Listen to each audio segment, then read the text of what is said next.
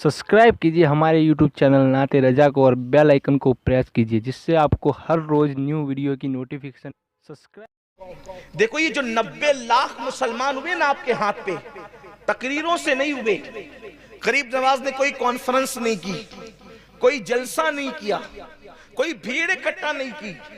किस चीज की वजह से लोग उनके हाथ पे मुसलमान हुए? उन्होंने इंसानियत का दर्स दिया। वही जो चीज अल्लाह के हबीब अलैहिस्सलाम ने पेश फरमाया सरकार गरीब नवाज ने। क्योंकि हिंदुस्तान का हाल क्या था देखो, हिंदुस्तान के लोग इतने कुचले हुए थे, कितने कुचले हुए थे। बेटियां शौहर की चिताओं पर जिंदा जलाई जा रही थी। ये हिंदुस्तान हमारे प्यारे भारत की तारीख है। अगर कोई नौजवान लड़की बेवा हो जाती तो उसके शौहर की चिता पर उसको शौहर के साथ जिंदा जला दिया जाता। ये यहां का कल्चर था, यहां की तहजीब थी। औरत को पाप समझा जाता था, औरत को जुए में हार दिया जाता था, जुए में औरत हार दी जाती थी। तारीख है, कभी कभी एक एक औरत के साथ इसी हिंदुस्तान के अंदर 5-5 भाई शादी करते थे। तारीख है इस मुल्क की। हमारा भारत बड़ा अजीम है, बड़ा महान है भारत, बड़ा प्यारा है भारत। लेकिन मुल्क हमेशा अच्छा रहा है। कभी लोग अच्छे नहीं रहते, कभी लोगों का अंदाज अच्छा नहीं रहता, कभी लोगों का अखलाक अच्छा नहीं रहता। सरकार गरीब नवाज उस माहौल में आए कि अल्लाह अकबर, लोग पेशाब पीते थे और घी के दिए पत्थरों के करीब जलाते थे। ये हालत थी। पीने के लिए पेशाब है और पत्थरों के लिए घी है। हालांकि होना तो ये चाहिए था, इसके बरक्स मामला होता। लेकिन इंसान इतना दूर हो चुका था इंसानियत से। तो सरकार गरीब नवाज ने किया क्या? इस हिंदुस्तान की सरजमीन पर वही अपने नाना का मिशन, वही अपने नाना की फिक्र, वही अपने नाना की तालीम। कौन सी तालीम? कि ये ना देखा कि मुसलमान है कि काफिर है। भूखा आया खाना खिलाया, प्यासा आया पानी पिलाया, चाकू लेकर आया अखलाक पेश किया। सरकार गरीब नवाज ने किया क्या? यही तो किया आज जिससे हम दूर हो गए। गरीब नवाज का नारा तो है, गरीब नवाज का किरदार हमारे पास नहीं है, गरीब नवाज की मोहब्बतें हमारे पास नहीं है। एक मजहबी पंडित जो है वो आता है और गरीब नवाज से कहता है मैं आपसे मुनाजरा करना चाहता हूं। आप जानते हैं जब कोई किसी से मुनाजरे के लिए आता है तो अंदाज कितना बदल जाता है, तेवर कितने बदल जाते हैं। लेकिन वारे अली के बेटे नबी के लाल तेरी अजमतों पे कुर्बान आने वाला आके कहता है कि मैं मुनाजरा करना चाहता हूं आपके मजहब के खिलाफ। आपने फरमाया आए कहां से हो? उसने इलाके का नाम बताया। फरमाया बहुत दूर से आए हैं आप, बहुत थके हुए भी होंगे, बहुत भूखे भी होंगे, पहले खाना खा के आराम कर लो, बातें तो होती रहेगी। पहले खाना खा के आराम कर लो, बातें तो होती रहेगी। वल्लाह आखिर उन बातों में क्या तासीर थी, वो मुनाजरा करना भूल गया, हाथों में हाथ दे करके इस्लाम कबूल कर लेता। ये सरकार गरीब नवाज रज़ी अल्लाह ताला की जिंदगी है। आइए उनके अखलाक में से उनकी जिंदगी का एक बाब पेश करके अपनी गुफ्तगू की तरफ आना चाहता हूं और जल्दी से आना चाहता हूं। अल्लाह अल्लाह, एक मर्तबा का वाकया है कि हिंदुस्तान में अजमेर शरीफ जो शहर है उसका बादशाह पृथ्वीराज, जिसे राय पतोरा भी कहते हैं, उसको बड़ी तकलीफ थी। देखिए अहले हक से अहले इक्तिदार को बहुत तकलीफ होती है, क्योंकि उनको पता होता है कि जो काम तलवारें नहीं कर सकती वो अहले हक का किरदार करता है। बड़ी तकलीफ होती है इक्तिदार वालों को अहले हक से, बहुत तकलीफ में रहते हैं, बहुत परेशान। यजीद को क्या तकलीफ थी इमाम हुसैन से? यजीद के पास इक्तिदार था, इमाम हुसैन के पास किरदार था। इक्तिदार उसके पास था, किरदार इनके पास था। सोचो, कत्ल करके भी इज्जत न कमा सका, लेकिन किरदार वाला कत्ल होकर भी ऊंचा रहा। लोग कहते हुसैन حسین کا سر نیزے پہ ہے، ہم کہتے دیکھ تو صحیح، کاٹنے والا نیچے ہے، کٹوانے والا اوپر ہے۔ کردار ہمیشہ اوپر لے جاتا ہے، اقتدار اوپر لے جائے نہ لے جائے، کردار ہمیشہ اوپر لے جاتا ہے۔ اس لیے مسلمانوں نے کردار کی پرواہ کی ہے، اقتدار کی پرواہ نہیں کی ہے۔ ہم کردار کی تعلیم دیتے، اقتدار کی نہیں دیتے۔ دو بات عرض کر کے بات آگے بڑھے گی۔ پرتھوی راج کو بڑی تکلیف تھی، رائے پتورا کو ایک جوان کو بلایا اور وہ راجپوت بہادر جوان سے کہا، یہ فقیر نے ناک میں دم کر رکھا ہے، ہر دن کوئی نہ کوئی اس کے ہاتھ پر اسلام قبول کرتا ہے، اس کی تعلیم کو سنتا ہے، اس کے قریب ہو جاتا ہے، ایک کام کرو، اگر تم اس کو قتل کرنے میں کامیاب ہو گئے، اس کو قتل کرنے میں کامیاب ہو گئے، اپنی آدھی سلطنت تمہیں دے دوں گا، اپنی آدھی حکومت تمہیں دے دوں گا۔ آدھی حکومت کس کو نہیں چاہیے؟ چند پیسوں کے عوض لوگ کسی کو قتل کرتے ہیں، وہ تو آدھی حکومت تھی، آدھی حکومت۔ اور رائے پتورا کوئی چھوٹا موٹا آدمی نہیں تھا، اکھنڈ بھارت کا سمراٹ تھا، سمراٹ، ہندوستان کے راجے مہاراجے اس کے پاس آ کر کے بات گزاری کرتے تھے، اس کے پاس آ کر کے جو ہے وہ خراج پیش کرتے تھے، اور اس کے پاس جا کر کے جو ہے وہ خراجے وہ وصول کرتا تھا اور وہ لوگوں سے دولت وصول کرتا تھا۔ ہندوستان کی چھوٹی چھوٹی ریاستوں کے بادشاہ اس کے باج گزار تھے، اس کے ماتحت تھے، اس کے ہاتھ کے نیچے تھے۔ رائے پتورا نے کہا آدھی حکومت تمہاری، اگر اس فقیر کو قتل کر دو۔ اس شخص نے خنجر کو زہر میں بجھایا، اور خنجر زہر میں بجھانے کے بعد اس نے کمر میں باندھا، اور کمر میں باندھنے کے بعد ہندوستان کا جو قدیم لباس ہے، پرانا لباس، وہ یہاں سے یوں آتا ہے کمر تک، اور پھر آ کر کے وہ پھیل جاتا ہے گھیر کی شکل میں۔ یہ مرد لوگ اس زمانے میں پہنتے تھے۔ اگر آپ نے پرانے دور کی تصویریں دیکھی ہوگی ہندوستانی تہذیب کی، گنگا جمنی تہذیب کی، وہ پرانی، تو آپ کو وہ کپڑے نظر آئیں گے، نیچے چستی ہوتی تھی، بہت تنگ پاجامہ، اور اوپر کی طرف وہ یہاں سے یوں آ کر کے گھیر میں، یعنی کمر میں اگر کوئی چیز، یہ بتا اس لیے رہا ہوں، یہی تو بات ہے۔ اگر کتاب میں جو لکھا ہے وہی میں آپ کے سامنے پڑھ کے سنا دوں تو پھر تقریر کہاں ہوگی؟ آپ کو میں کتاب ہی پیش کر دیتا کہ آپ پڑھ لو، کچھ ورق زراکس کر کے بانٹ دیے جاتے کہ نہ اگتپوری والوں کو اتنے پیسے خرچہ کرنا پڑتے، اور نہ مجھے اتنی مشقت کے ساتھ، جب وہ کوئی مشقت میں تو آیا نہیں، لیکن اتنا لمبا سفر مجھے کرنا نہیں پڑتا، کیونکہ آپ پڑھ لیتے۔ بات یہ ہے کہ آپ کو سمجھنا ہے پس منظر کیا ہے واقعے کا، کیا انداز تھا۔ تو یہ جو لباس ہوتا تھا، اس میں کمر میں جو چیز بندی ہو یا چھپی ہو تو نظر نہیں آ سکتی تھی، کیونکہ وہ کمر سے گھیر ہو جاتا تھا، بڑا گھیر والا ہوتا تھا۔ غریب نواز کا بیان چل رہا تھا، خطاب، اور اس میں لوگ بیٹھے تھے، وہ بھی آ کر کے بیٹھ گیا۔ لوگ پریشان رہتے ہیں، یار آخر تقریروں میں بولا کیا جاتا ہے، تقریروں میں بولا کیا جاتا ہے کہ لوگ سنتے ہیں، پاگل ہیں، لوگ بیٹھے رہتے ہیں۔ لوگوں کو چاہیے کہ آپ آکے سنیں تو ہم بولتے کیا ہیں۔ 1400 سال سے لوگوں کو یہی غلط فہمی ہے کہ مسلمانوں کی محفل میں بولا کیا جاتا ہے، آپ آکے سنیں تو کیا بولا جاتا ہے؟ یہی بولا جاتا ہے جو بول رہا ہوں کہ انسان کی قدر کرو۔ اور جہاں غلط باتیں سکھائی جاتی ہے وہاں جلسے روڈ پہ نہیں ہوتے، وہاں کان کان میں باتیں ہوتی ہے، اور ہمارے یہاں جلسے کان کان میں نہیں ہوتے، ہمارے یہاں جلسے میدان میں ہوتے ہیں، کیونکہ ہمیشہ حق بات میدان میں کہی جاتی ہے، جس بات میں جھول ہوگا وہ چھپائی جاتی ہے۔ ہمارے مذہب کی کوئی بات چھپی ہوئی نہیں ہے، اذان سے لے کے نماز تک، نماز سے لے کے کردار تک، ساری باتیں ہمارے یہاں چھپی ہوئی ہیں۔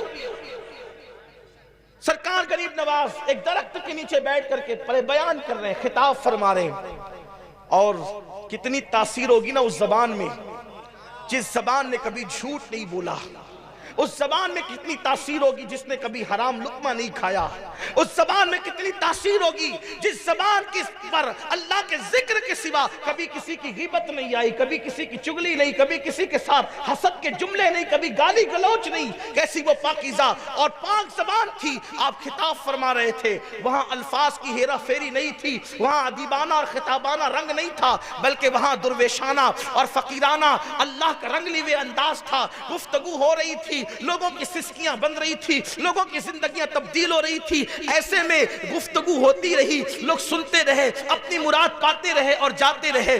जब महफिल खत्म हो गई, लोग मिल मिल करके जाने लगे, तो सरकार गरीब नवाज ने उस शख्स से जो कमर में खंजर छुपा करके आया था, आपने उसकी तरफ से रुख फेर कर दूसरों की तरफ मुखातब होकर कहा कि भाई जो जिस मकसद के लिए आया था सबका मकसद पूरा हो गया। अब अगर किसी का कोई मकसद बाकी हो तो वो अपना मकसद भी पूरा कर ले। इसलिए कि हर बंदा महफिल में तकरीर सुनने तो नहीं आता ना। कुछ कमर में खंजर लेकर आते हैं, कुछ दिल में खंजर लेकर आते हैं, कुछ आंखों में खंजर लेकर आते हैं। मकसद पूरा कर लो जिसको करना है। लोगों ने बातें की, बात खत्म हो गई। फिर जब देर और गुजरी, कुछ लोग और खत्म हो गए और चले गए, सरकार गरीब नवाज ने फिर डायरेक्ट उससे मुखातब हो गए। मैं कह रहा हूं कि सबके मकासद पूरे हो गए, जो मुराद लेके आया था उसकी मुराद पूरी हो गई, आप भी अपनी मुराद पूरी कर ले। अंदाज देखे गुफ्तगू। अगर कोई मुझे गाली देने आया, या कोई मुझे कत्ल करने आया, या कोई मुझे मारने आया, या कोई मेरे साथ बदतमीजी करने आया, तो क्या मैं ये जान करके इसका अंदाज मेरे साथ क्या है, मेरा सलूक क्या होगा उसके साथ, मेरा अंदाज क्या होगा उसके साथ। मेरे भाई, अगर मजमे में कोई नाखून पे पैर रख दे तो आदमी का चेहरा बिगड़ जाता है, और वहां खंजर कमर में बांध करके लाया है। लेकिन सरकार गरीब नवाज फरमा रहे हैं सबकी मुरादें पूरी हो गई, अपनी मुराद पूरी कर लो। उसने कहा महाराज मैं कौन सी मुराद लेकर के आया? फरमाया तुम अच्छी तरह जानते हो क्या लेकर के आए हो दिल में। कहा मैं तो आपका बयान सुनने आया था, आप कितनी अच्छी बात करते हैं, मैं आपकी बातें सुनने आया था। फरमाया अच्छा, बयान सुनने के लिए आते हैं तो कमर में खंजर बांध कर आते हैं? बयान सुनने आते हैं तो कमर में खंजर बांध कर आते हैं? उसने कहा कमर में खंजर तो हिंदुस्तान वालों की एक रिवाज है, और राजपूतों का अंदाज है कि हम कमर में खंजर बांधते हैं, तो मैंने कमर में खंजर बांध दिया, तो कौन सा जुर्म किया? कहा अच्छा, खंजर बांधना अगर हिंदुस्तान वालों के यहाँ रस्म रिवाज है, तो बादशाह के महल में जाकर किसी की जान पर आधी सल्तनत का सौदा करना, यह भी हिंदुस्तान वालों का रिवाज है कि उस फकीर को कत्ल करके आधी सल्तनत कमाएंगे, ये भी हिंदुस्तान वालों का रिवाज है। अल्लाह अकबर। उसने सोचा कि ये गुफ्तगू तो बादशाह की और मेरे दरमियान है, और किसी को नहीं पता थी ये फकीर दरख्त के नीचे बैठ करके मेरे कमर का खंजर भी जानता है, महल की बात भी जानता है, मेरे दिल के जज्बात भी जानता है। उसने खंजर सामने रखा और कहा कि मुझे माफ करना, और आप किसी को हुक्म दे कि वो मुझे कत्ल कर दे। मैं बहुत महान, बड़े अजीम इंसान को कत्ल करने के इरादे से आया था, अब मेरी सजा ये है कि मुझे कत्ल कर दिया जाए। सरकार गरीब नवाज ने फरमाया वल्लाह हम मारने नहीं आए हैं, हम लोगों को जिंदगियां देने के लिए आए हैं, हम लोगों को जिलाने आए हैं। याद रखना, आज के बाद ऐसी गलती न करना, जाओ यहां से, मैंने तुम्हें माफ किया। उसने कदम पकड़ लिए, चरणों में गिर गया, कहा कि ऐसा महान आदमी जो जान के दुश्मनों को माफ करता हो, अब उसको छोड़ के कहां जाऊंगा। मैं भी आपके हाथों पे कलेमा पढ़ के मुसलमान होना चाहता हूं। सरकार गरीब नवाज ने उसको ईमान की दौलत अता की, और उसके बाद फिर फरमाया मांग क्या मांगता है, आज मांग ले मुझसे क्या मांगता है। उसने गरीब नवाज से मांगा, बड़ा होशियार निकला वो। उसने गरीब नवाज से कहा जब इस्लाम कबूल नहीं किया था तो मुझे पता था कि आपके यहाँ लोग साल में एक मर्तबा हज को जाते हैं, काबे के हज के लिए। मेरी तमन्ना यह है कि मैं जिंदगी में 40 मर्तबा हज करूं। कितना होशियार है। हज नहीं मांगा सिर्फ, बल्कि लंबी उम्र भी मांग ली, क्योंकि हज रोज रोज थोड़ी होगा। जितने हज होंगे उतने साल बढ़ेंगे। उसने कहा कि मैं 40 हज करना चाहता हूं, और फिर तमन्ना ये है जब 40वें हज के लिए जाऊं तो फिर लौट कर नहीं आऊं, मक्के ही में मेरा विसाल हो जाए। सरकार गरीब नवाज ने फरमाया जा तुझे ये भी अता किया। ये थे तबलीग के उसूल, दावत के उसूल, लोगों को अपना बनाने के उसूल। और इस सिलसिले की एक आखिरी कड़ी, सरकार गरीब नवाज किस तरह लोगों के साथ पेश आते थे, बिलखुसूस वो तबका जो कुचला हुआ हो, जो पिछड़ा हुआ हो, जिसे लोग बैकवर्ड समझकर उसको अपने पास बिठाते नहीं। وہ لوگ جن کا سماج میں کوئی مقام ہی نہیں ہے. دیکھو حضور علیہ السلام، پہلے حضور کی زندگی کا ایک واقعہ پیش کر. جب میرے آقا علیہ السلام نے اعلان نبوت کیا تو جو 7 لوگ مسلمان ہوئے تھے پہلے 7 لوگ. سب سے پہلے ماں خدیجہ، عورتوں میں. مردوں میں سیدنا ابوبکر صدیق، غلاموں میں سیدنا زید بن حارثہ، چھوٹی عمر کے لوگوں میں مولا کائنات، اور پھر حضرت سیدنا بلال، حضرت صہیب رومی. یہ وہ لوگ تھے جو شروع دن کے مسلمان ہیں، ابتدائی دنوں کے مسلمان. اسی میں حضرت عمار بن یاسر، حضرت یاسر، حضرت سمیہ، حضرت زنیرہ، یہ لوگ سب اول دن کے، یعنی کہ حضور پہ وحی آئی یا اسلام آ گیا. بظاہر اسلام تو ہمیشہ سے ہے، لیکن ظاہری طور پر اسلام کا حکم آیا، اور 1 ہفتے 10 دن کے اندر جنہوں نے اسلام قبول کیا یہ نفوس ہے. اس میں ایک نام حضرت سیدنا بلال حبشی کا. حضرت بلال حبشی ہفتے 10 دن میں اتنی جلدی مسلمان کیسے ہوئے؟ کیوں اتنی جلدی مسلمان ہوئے؟ وجہ یہ تھی. مسلمان ہونے کی وجہ دیکھو، جو ہمارے اندر نہیں ہے، یہی بار بار رونا چاہتا ہوں کہ جو ہمارے اندر نہیں ہے. اصل اسلام کی تعلیم کتابوں میں محدود، اصل اسلام پر عمل کرنے والے قبروں میں، اسلام کتابوں میں، اسلام پہ عمل کرنے والے قبروں میں، اور آج ہم نمائش کرتے ہوئے نظر آ رہے ہیں. خدا کے لیے دین کی طرف آئیے، اسلام کی روحانیت کی طرف آئیے، اسلام کے اصل ہدف کی طرف آئیے، اسلام کے اصل مقصد کی طرف آئیے. سیدنا بلال حبشی مسلمان کیوں ہوئے؟ ابھی حضور نے نبوت کا اعلان نہیں کیا. بلال حبشی غلام تھے، یہ آپ سب کو پتا ہے. ان کا مالک ان سے رات دن کام لیتا تھا. ایک دن بلال بیمار ہو گئے، اور بیماری کے عالم میں رات کو کام کرتے جاتے تھے اور روتے جاتے تھے. اللہ کے حبیب علیہ السلام کعبے کے طواف کے لیے جا رہے تھے یا طواف کر کے نکل رہے تھے. دیکھا کہ کوئی رونے والا رو رہا ہے. حضور علیہ السلام کی یہ عادت تھی کہ کسی کی آنکھ میں کبھی آنسو نہیں دیکھ سکتے تھے، کسی کو کبھی بے چین نہیں دیکھ سکتے تھے. ہاں یہی تو بات ہے کہ ہمارے نبی کسی کی آنکھوں میں آنسو نہیں دیکھ سکتے تھے، اور آج ہم لوگوں کی آنکھوں میں آنسو ہی ڈال رہے ہیں. حضور لوگوں کو بے چین نہیں دیکھ سکتے تھے، ہم لوگوں کو بے چین ہی کر رہے ہیں، لوگوں کو بے قرار ہی کر رہے ہیں، لوگوں کو ستا ہی رہے ہیں. میرے آقا علیہ السلام نے دیکھا کسی کے رونے کی آواز آ رہی ہے. حضور رک گئے. رکنے کے بعد پوچھا کون ہو؟ بلال. کیوں رو رہے ہو؟ کہا کہ بخار ہے اور میں بیٹھ بھی نہیں سکتا، میں نے کھانا بھی نہیں کھایا ہے، میرے مالک نے مجھ پہ اتنا کام لاد دیا ہے کہ اب میں اتنا کام نہیں کر سکتا. لیکن جب وہ صبح کو آئے گا اور وہ دیکھے گا کہ میں نے کام نہیں کیا تو وہ مجھ پر چابک برسائے گا، میری بیماری کا، میری فاقہ کشی کا خیال نہیں کرے گا. میرے آقا علیہ السلام نے فرمایا جاؤ تم سو جاؤ. انہوں نے کہا اگر میں سو جاؤں گا اے اجنبی جوان، اگر میں سو جاؤں گا تو پھر میرا کام کون کرے گا؟ اللہ کے حبیب علیہ السلام نے فرمایا تیرا کام آج کی رات میں کروں گا. اور اس کے بعد پوری رات بلال کے حصے کا کام مصطفیٰ جان رحمت کرتے رہے. میرے آقا پوری رات کام کرتے رہے اور صبح کو جانے لگے. وہ فرمایا کہ اچھا میں چلتا ہوں، میں کل پھر آؤں گا اور تمہارے حصے کا کام کر دوں گا، اور جب ضرورت پڑے مجھے بلا لیا کرنا، میں تمہاری مدد کے لیے حاضر ہوں. بلال نے پوچھا یہاں تو لوگ ننگے ہو کے کعبے کا طواف کرتے ہیں، یہاں تو لوگوں میں انسانیت نہیں ہے، یہاں کے لوگوں کے اندر کسی سے ہمدردی نہیں ہے، کسی سے پیار نہیں ہے، یہاں کے انسان درندوں سے بدتر ہے.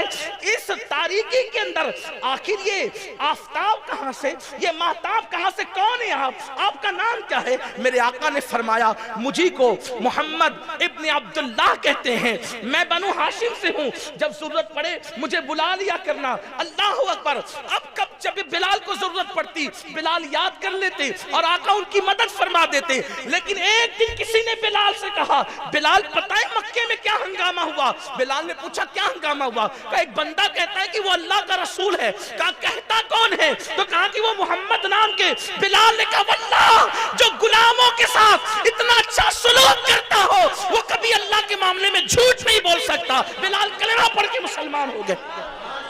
کچھ سنے سنے بغیر، کوئی اسٹڈی کیے بغیر، یہ کیا چیز تھی؟ غلاموں کے ساتھ اللہ کے رسول کا حسن سلوک۔ اب آئیے دیکھیے سیدنا غریب نواز، ایک کسان غریب نواز کے پاس ہے، غریب نواز کے پاس ایک کسان ہے، اور آ کر کے کہتا ہے وہ کسان کہ سرکار بادشاہ نے میری زمین پہ ٹیکس زیادہ لگا دیا، میں ٹیکس نہیں بھر سکتا، اور مجھے پتا چلا ہے کہ بادشاہ آپ کے مرید کا مرید ہے۔ جو دلی کا بادشاہ ہے اس کا نام تھا شمس الدین التمش۔ دلی کا بادشاہ اس وقت کون تھا؟ شمس الدین التمش۔ معمولی آدمی نہیں، جس کی کبھی تہجد نہیں چھوٹی، جس کی عصر کی پہلے کی سنتیں غیر موقعہ نہیں چھوٹی، جس نے ماں بہن بیٹی بیوی 4 عورتوں کے علاوہ 5ویں کسی عورت پر جان بوجھ کر نظر نہیں ڈالی، اسے کہتے ہیں شمس الدین التمش۔ کوئی معمولی آدمی نہیں ہے۔ آیا کسان غریب نواز کے پاس اور کہتا ہے کہ دلی کے بادشاہ نے ٹیکس لگا دیا ہے مجھ پر، میں بھر نہیں سکتا۔ غریب نواز نے فرمایا ہم تیرے ساتھ دلی تک چلیں گے، ہم تیرے ساتھ۔ آپ یہ نہیں سمجھے کہ میں یہ واقعہ کوئی گڑھ کے لایا ہوں، آپ یہ نہ سمجھے کہ کسانوں پہ مصیبت آئی ہے تو میں یہ بات لے کر آیا ہوں، ایسی بات نہیں ہے۔ میں نے برسوں پہلے بھی اس واقعے کو بیان کیا ہے، میری تقریروں میں آپ دیکھ سکتے ہیں آپ۔ اس کا مطلب گرے پڑے لوگوں کے کام آنا۔ ہمارے پاس کوئی آتا ہے نا، جیسے مثال کے طور پہ میرے پاس کوئی آ جائے، اس لیے کہ سب سے گرے پڑے تو اپنی ہے نگاہ، برے تو سب سے اپنے ہی ہے۔ کوئی آگے یہ مسئلہ ہے ہمارا، اللہ آپ کا مسئلہ حل کر دے۔ ارے اللہ مسئلہ حل کر دے، وہ تو یہ مسجد میں بیٹھ کے بھی کر سکتا تھا، اللہ میرا مسئلہ حل کر دے، آپ کے پاس کیوں آیا؟ اور کچھ زیادہ جتن کریں، کوئی تعویذ دے دیں، اللہ مسئلہ حل کر دے۔ میرے عزیز، صرف دعا اور تعویذ سے مسئلے حل نہیں ہوتے۔ ہمارے نبی کسی کے مسئلے کے لیے کسی کے ساتھ کسی کے گھر تک گئے تھے، ہمارے اولیاء کسی کے مسئلے کو حل کرنے کے لیے اجمیر مقدس سے دلی تک کا سفر کر رہے تھے۔ ہم بھی اپنے سورسز کا استعمال کر کے کسی کی مدد کر سکتے ہیں، لیکن کوئی مسئلہ لے کر کے آئے تو ہمارے پاس ٹائم ہی نہیں ہے۔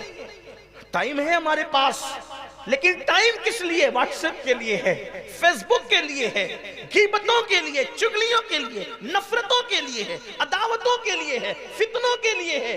اچھائی کے لیے ہمارے پاس ٹائم نہیں ہے۔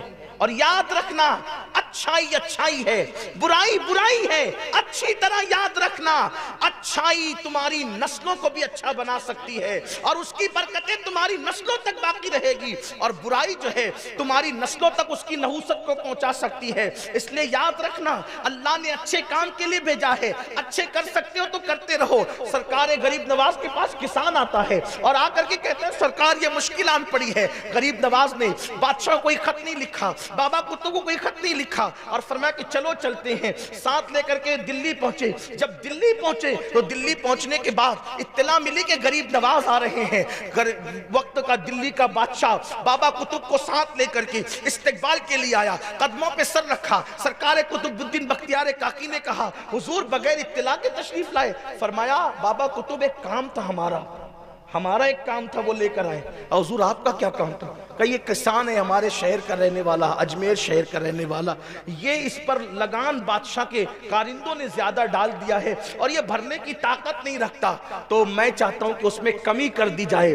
بابا کتب نے بادشاہ کی طرف دیکھا، بادشاہ نے کہا حضور مجھے اس کا علم نہ تھا، یہ سپاہیوں کی غلطی سے ہو گیا، لیکن حضور اگر آپ کو ایک خط لکھ کر کے دے دیتے تو خط پر بھی کام ہو جاتا، چٹھی پر بھی کام ہو جاتا، آپ کا نام یہ کسان لے کر آتا تو آپ کے نام پر بھی کام ہو جاتا۔ آپ نے فرمایا میں جانتا ہوں چٹھی پر بھی کام ہو سکتا تھا، خط پر بھی کام ہو سکتا تھا، میرے نام پہ بھی کام ہو سکتا تھا، لیکن ایک غریب کے ساتھ اس کا کام بنانے کے لیے جو میں قدم قدم چل کے آیا، مجھے یہ ثواب کب ملتا، یہ اجر کب ملتا؟ اس لیے کہ مصطفیٰ جان رحمت نے ارشاد فرمایا اگر کوئی کسی کی حاجت کو پورا کرنے کے لیے ایک قدم چلتا ہے تو اللہ اس کو مسجد نبوی میں 2 مہینے تک اعتکاف کرنے سے زیادہ ثواب عطا فرماتا۔ مجھے یہ اجر کب ملتا؟ یہ تھی اپنے بزرگوں کی فکر۔